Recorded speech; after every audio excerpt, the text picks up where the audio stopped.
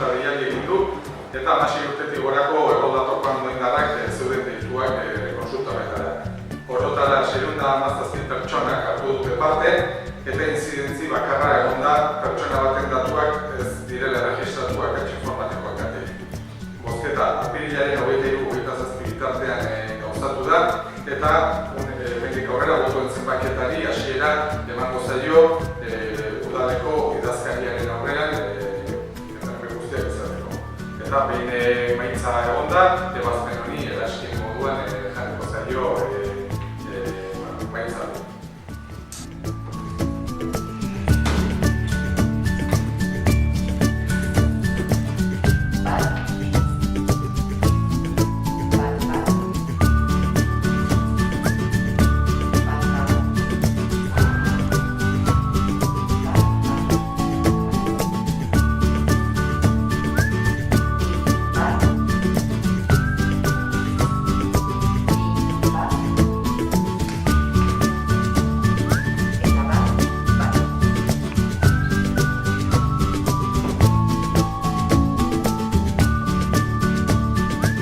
Zenbaketa egin da, hau izan da gaitza definitua, esan bezala 617 bozka jaso dira, eta horren hau izan da Nafarroa plazak 429 bozka, Zumea plazak 402, Leizazu 421 bat, Manuel Lekura 78, Etxeberrieta 77, Bazkaro 28, Aiztondo Karrika 28, Extremadura 19, Goiko plazak 4, Doktor Bizikiru, Ondarretak 1, Partikulaldeak 1, eta Txuriako 24, eta Urmabiko